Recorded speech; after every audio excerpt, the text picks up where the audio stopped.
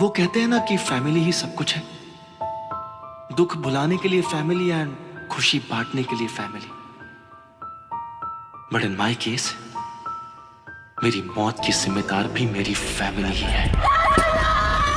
दोस्तों नमस्कार, स्वागत है आप सभी का रिव्यू बाजार में एक बार फिर से। देश में लगे लॉकडाउन के बीच एक बात तो आज हर एक शख्स को समझ में आ रही होगी कि फैमिली हर इंसान के जीवन की एक महत्वपूर्ण कड़ी होती है। और इस बात को और बेहतर समझाने के लिए हम आपके लिए आज रिव्यू करेंगे अभी हाल ही में वुड सिलेक्ट पर रिलीज हुई suspense thriller web series the Raikar case की। वास्तव में कहानी एक परिवार को लेकर के बनाई गई है। एक ऐसा रईस परिवार जो किसी बहुत बड़ी उलझन में पड़ा होता है और क्राइम सस्पेंस के साथ कहानी धीरे धीरे आगे बढ़ती है। और जब यह सस्पेंस सबके सामने खुलता है तो सभी चौंक जाते हैं। वैसे राइकर केस के पहले वुड सिलेक्ट आपके लिए असुर जैसी शानदार वेब सीरीज भी ला चुका है। अरशद वारसी की माइथोलॉजिकल ड्रामा सीरीज ऑडियंस को बेहद पसंद आई थी और अब वह एक सस्पेंस थ्रिलर वेब सीरीज लेकर आया है। और अगर आप भी घर बैठे अपनी फैमिली के साथ किसी सस्पेंस थ्रिलर सीरीज को देखना चाहते हैं तो यह रिव्यू आपके लिए है। तो वीडियो को बिना रोके अंत तक जरूर देखिएगा।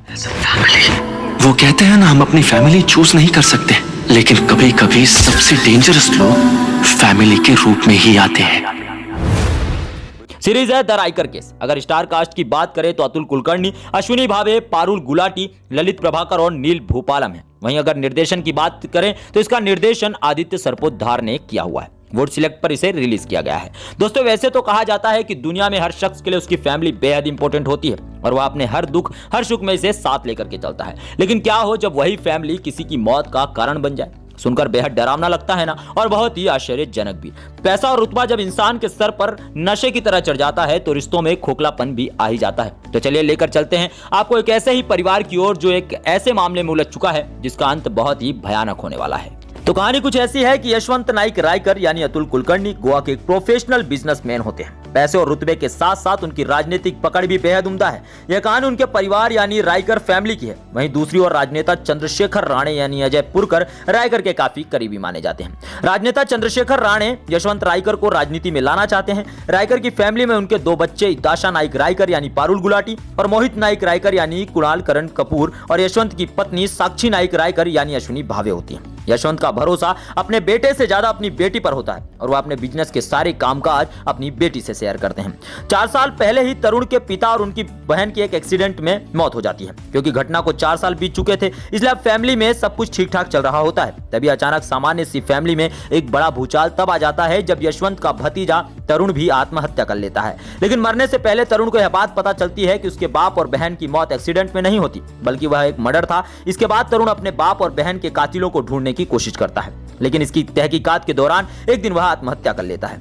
वहीं यह पूरा मामला अब एसपी जॉन परेरा यानी नील भूपालम के हाथों में होता है, जो पहली नजर में यह जान लेता है कि तरुण ने आत्महत्या नहीं बल्कि उसका मर्डर हुआ है। जॉन इस पूरे मामले की तहकीकात करने लगता है।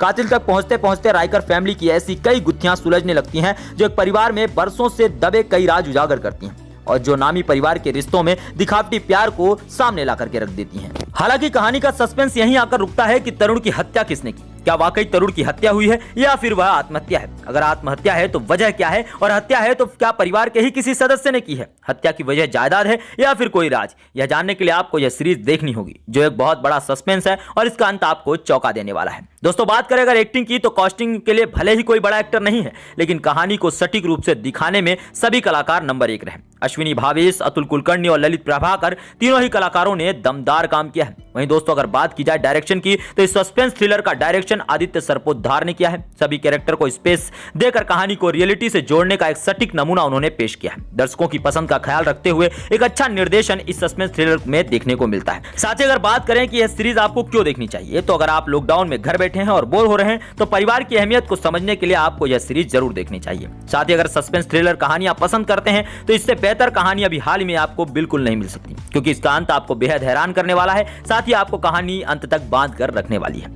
हमारी तरफ से इस काबिले तारीफ वेब सीरीज को मिलते हैं स्टार 4। आपको भी इसे देखना चाहिए और कमेंट में हमें जरूर बताइए कि आपको यह वेब सीरीज कैसी लगी। धन्यवाद। आज के लिए सिर्फ इतना ही। बने रहिए रिव्यू बाजार के साथ।